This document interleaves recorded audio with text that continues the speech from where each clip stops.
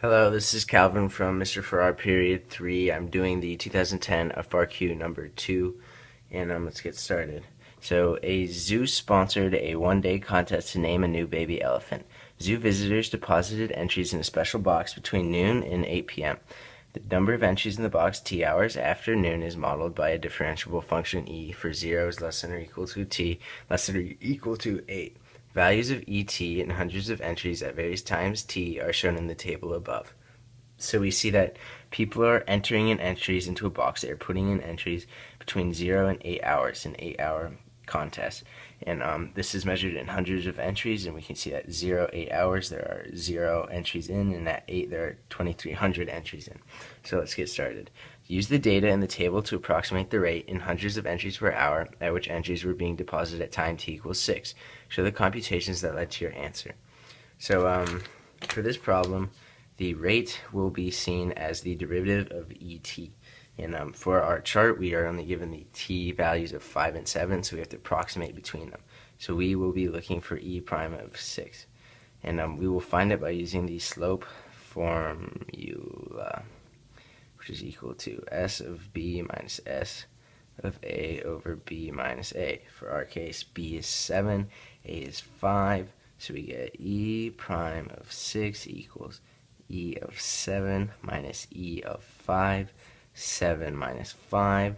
We find these values because we see 7 at t equals 7 is 21, so minus 5 we get 13 over 2, we get 400 entries per hour, which is this, hundreds of entries per hour. So we put this over this to find the derivative, and that is our answer.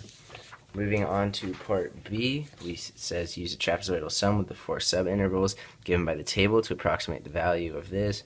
Using correct units, explain the meaning of this into the terms of the entries. So we'll be looking for the meaning of the y over 80 et dt. We were looking for the meaning of this. So we will start off by finding that. We get that the meaning is hundreds of entries in the box. We get this value because just taking e at t by itself, we get hundreds of entries in the box. And then we get that this is between t equals 0 and t equals 8 hours. Which is this is being bound by the interval.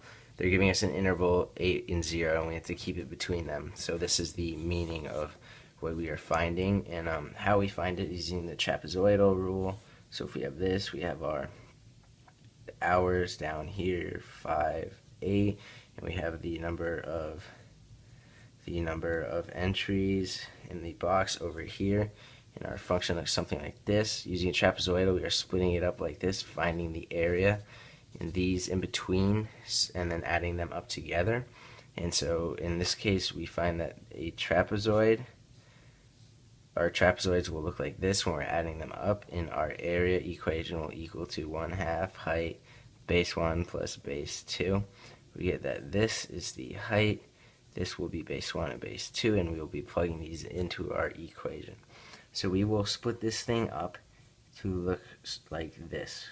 1 over 820 e t dt plus 5 over 2 e t dt plus 7 over 5 e t dt plus 8 over 7 e t dt. And splitting it up like it asks us to allows us to go in and find each individual area. So I will do the first one. For example, we get that we get 1/2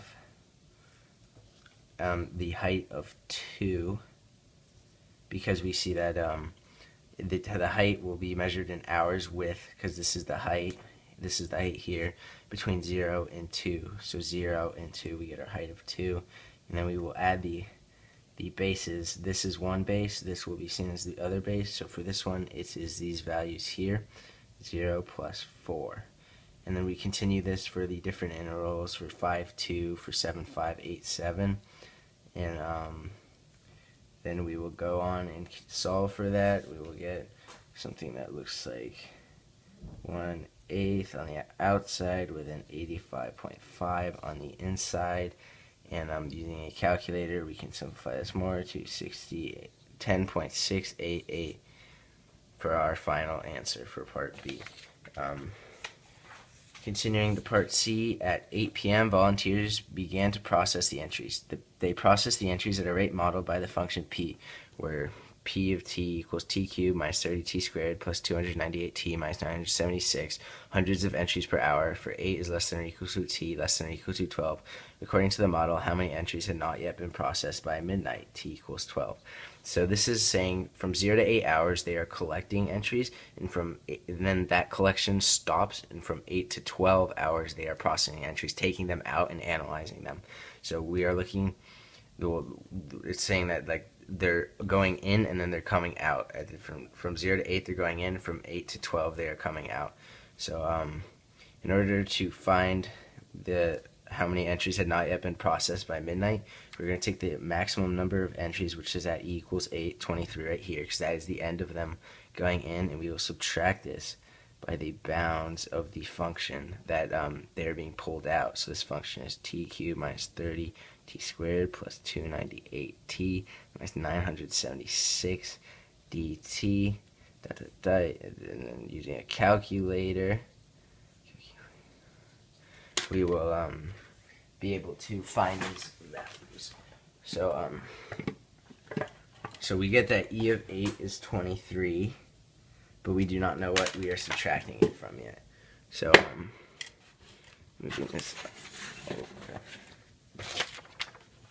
moving this up a little bit, we can use our calculator and find and go to the integral. So we'll go to calculus, go to integer, plug in our integer, which is x cubed minus 30x squared plus 298x minus 976. We will continue to put the bounds on it, x, and then 8, 12, and then we will solve for that. And we get 16 as our answer. We plug in 16 here. We get that this is equal to 700 entries, which are not being processed by midnight. And this can also be done by hand, but for time's sakes I will move on to the next question and just keep you with the calculator use of solving it. So according to the model from part C, at what time were the entries being processed most quickly? Justify your answer.